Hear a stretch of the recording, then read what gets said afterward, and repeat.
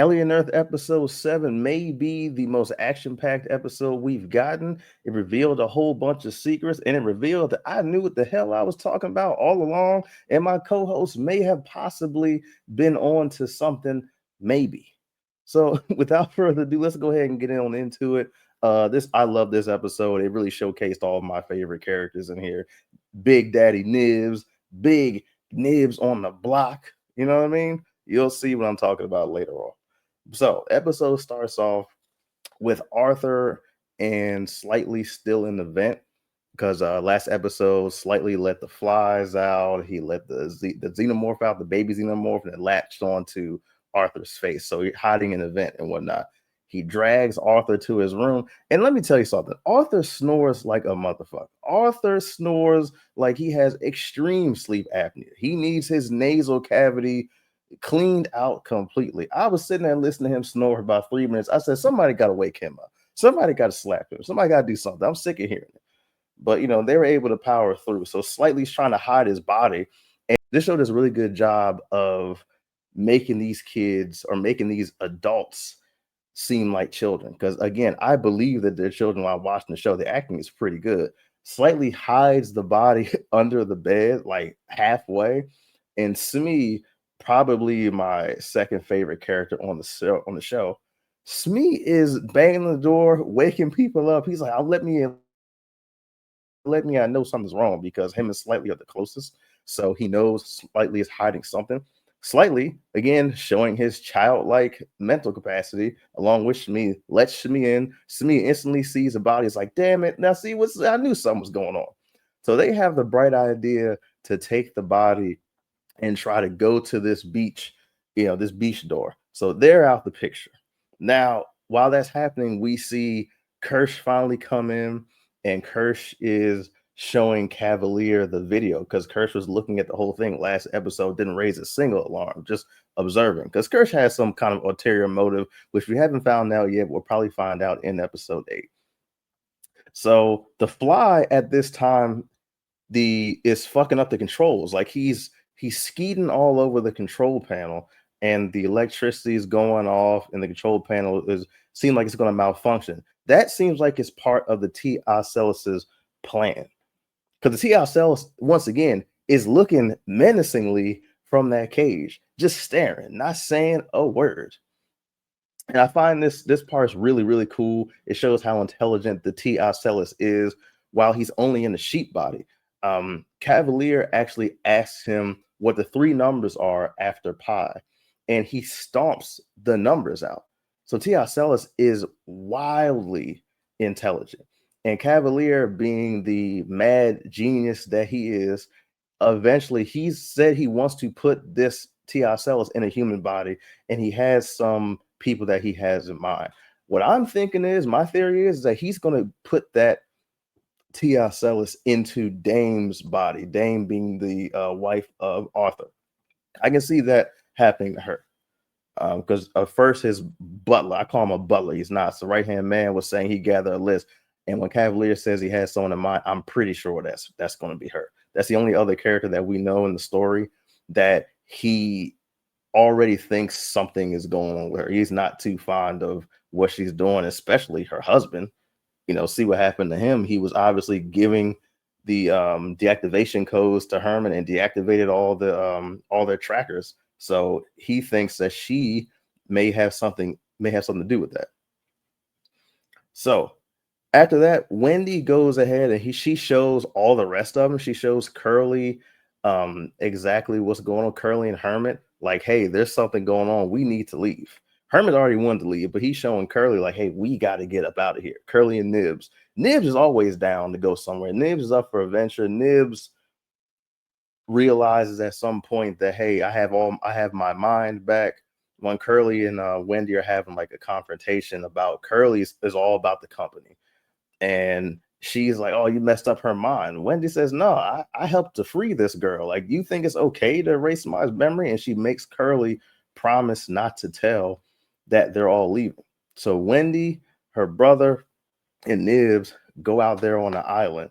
And I find this part really, really cool because when she is walking into the lab, and the soldiers and Cavalier are trying to tell her she can't leave the lab, she hits you with that clickety clack, clack, clack, clack. And she's talking to the xenomorph, the full size one, and so he starts headbutting the cage. And they say, "Okay, never mind, you got it." And they let her leave the lab. Yeah. So as I said before, she can communicate with xenomorph. She clearly gave it a command right there to do that. So I've been saying that somebody in the comments last video was going to talk about she wasn't trying to communicate. Shut up, bitch. Watch this episode. But anyway, so Wendy, Nibs, and her brother leave. Curly is the only one of the crew that stays. And we find out that after Cavalier's confronting Dame about, these everybody left and he didn't know, and maybe she has something to do with the deactivating of the codes and the trackers, we find out that Curly is Dame's daughter. So you finally see Curly. She seemed like she was the most mature out of the group. You finally see Curly cuddling up to her mom like a kid and saying mom, mother, mommy, all that kind of stuff. So I'm like, okay, now that kind of humanized Dame for me a little bit, because I wasn't really a big fan of Dame in this whole entire series so far. She seemed like I'm never a fan of the people that just do whatever the company says. And Dame is one of those people that just does whatever the company says at all times, no matter how inhumane it is. But it does show that, okay, this is why maybe she has a tie to the company, because the company did save her daughter from whatever illness she had. So I kind of like that. Now, when Wendy and her brother Nib are leaving, she's able to, get into the computer system, and she lets the xenomorph out of his cage as they're leaving to go to this boat. And the xenomorph fucks everybody up in the lab. Cavalier and Kirsch aren't in there, but he fucks everybody up in the lab. Kirsch is walking around doing his devious whatever the hell he's doing, and he sees Smee carrying Arthur and Slightly there, and he's like, you know what? You guys are going the wrong way. The beach is that way. And he sends them on to the beach. They think he's being nice and benevolent. He's not. There's a reason for that. He's probably going to find where they're going and track them, stop them. I saw that just from the look on his face. Like, Hirsch is the evil motherfucker. He's second to the Ocellus in evil status. And also a point to make is that when Slightly tries to confess what he's done, like he's been talking to Moro this whole time, Kirsch just casually, he's like, yeah, I know. It's just so what? Go get your ass to the beach. Clearly, he has some ulterior motive there. He's not just going to let them escape to the beach with the xenomorph still attached to Arthur's face. Like, they want to capture this. They want to use this xenomorph. So after that, the xenomorph actually jumps out of Arthur's chest while Arthur wakes up. When he wakes up, he doesn't remember anything. He's trying to figure out what's going on. He can see, once again, the kids they're childish in these adult bodies, so they can't lie very well. He's like, man, y'all lying about something. What's going on? And he looks sick. Boom. Xenomorph jumps out of his body, and they're like, oh shit. And they're still carrying his dead body. And I know Slightly is looking like he's hella distraught, because that's what he needed to bargain with Moro so he could save his mother's life. Utani soldiers start coming down, and they coming down in the official gear. Moro shows up, and Moro's looking at Slightly. He said, this ain't what I asked for. What's going on? What you got going on? And Slightly's pleading with him. Moro's like, listen, man, take both of these guys. You gonna fail me? Nah. And he's ready. Moro's ready to go up in there, clickety clack, bang, bang, all up in the Prodigy base. So we see the baby xenomorph in the next scene get captured by a net. We just don't know whose net it is yet. And so the Utani soldiers on the island, Wendy and Nibs and her brother are moving on. Wendy and her brother and Nibs run into some soldiers, and Wendy's like, hey, you're gonna have to let us go. And when they don't want to let her go, you know what she does? Clickety click clack, and the xenomorph comes right out there and massacres all those soldiers. And then she hits them with a clickety clack, like a little softer, clickety clickety, clackety clack. And that means stay close to us, follow us in hiding. You know what I mean? I've already translated everything. Once again, Wendy's communicating perfectly fine. She says she thinks that's what she said. That is what she said. And they show you in the story. Then it cuts to Moro's team going in the building, and they get ambushed by Kirsch's soldiers casually. And you see the baby xenomorph is in Kirsch's cage. So Kirsch is the one who caged the xenomorph. I thought it was Moro's soldiers, and it wasn't. That actually surprised me at the end. So he called Moro's team, and Moro's like, "It ain't over. It ain't over. It looks a little. It looks like it's over because they whoop his ass and they lock all his soldiers up. They don't kill him, which I thought they would actually kill them because they're part of Utani, but they actually captured them. I thought at first that Kirsch and Moro possibly were working together. I thought that was like a that may have been a twist that we didn't see. But I now I'm leaning towards like my last theory, my very first one, which is like, no, they're gonna have the most epic confrontation ever with some kind of bladed weapons, hands and feet. It's gonna be ridiculous. It's going to be even more ridiculous than the Xenomorphs. I think the Xenomorphs are not necessarily taking a back seat, but I think that this show is doing a good job of showing other things since synthetics, the Fly, the TI cells, and all this other stuff intertwined with this other company, Prodigy. So it's a lot going on. They execute it very well. So after Moro's team gets locked up, and Shmi and Slightly are grounded, which that surprised me too. I thought Kirsch was going to order for Shmi and Slightly their memory to be erased or them to be executed. But again, Kirsch has some kind of motive to keeping them around, maybe because they're easily manipulated, especially Slightly. So after this is the last scene. Hermit's friends actually catch Wendy, Nibs, and him at the boat.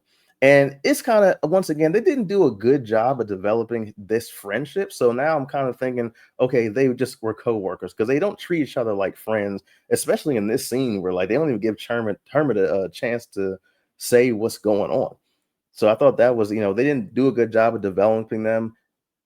And I think that's on purpose to show that they're not that close because they catch them like they're like, oh, this is my job. What are you doing? And one of the soldiers throws Nib's stuffed animal into the water. She takes her hand and rips his jaw off. It is gangster Nibs time, and Nibs is whooping ass, throwing hands. Wendy's whooping ass, throwing hands, but Wendy's not trying to kill him. Nibs is trying to kill everybody. When Nibs is about to possibly kill his Hermit's friend, like the female soldier, and she's already been shot twice with a regular gun, but doesn't seem to phase her that much. Hermit hits her with that high-powered, kind of like a stun gun that they use on the Xenomorph, and Wendy is pissed. She is pissed. I don't even know if Nibs is going to survive that just because she's already was shot twice and she's, having convulsions on the ground.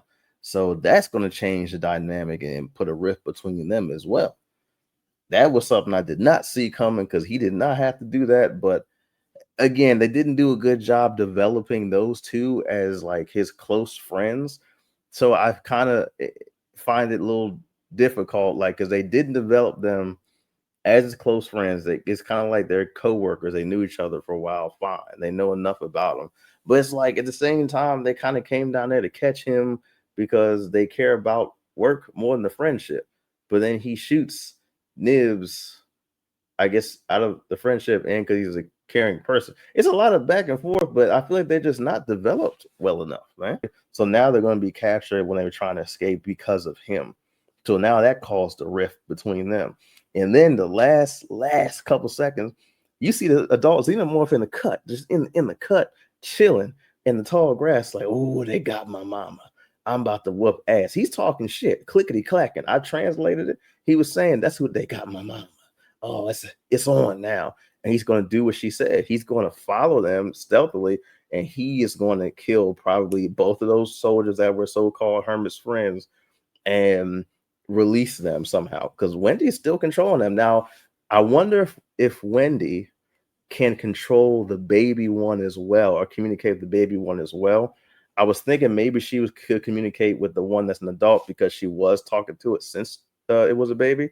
So I'm not sure because the other one's in a cage, like somewhere. Maybe because she's talking to the older one now and he sees her possibly as some kind of mother figure. Maybe that can influence the little one as well. So I'm excited to see what they're going to do with this ending, man. Like this ending is going to be, it's going to be a hell of a ride. It's been a hell of a ride.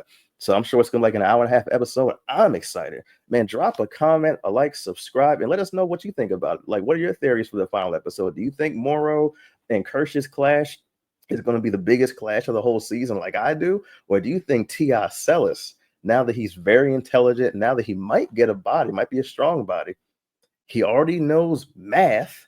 The T.I. Celis knows math. And if it gets a human body, what Cavalier is thinking, and what we all should be thinking, is that he can speak. He can communicate with humans perfectly. He heard what he said. He answered the question immediately in a goat's body. Let him get a human. This is going to be cool. I hope this series ends with T.I. Cells getting a human body and living. I want to see this thing do some stuff, because one episode with him being in a human body, for me, it's not enough. It's not enough. He's been plotting for the last 3 episodes, staring at the screen, not talking, being rude. I can't wait to see it. That's all the time I have for the day. You can follow us on Kuronocomics on TikTok. I'm going to start posting there again. And you can follow us here, subscribe, like, comment. Man, share your thoughts. And I'll catch y'all next time.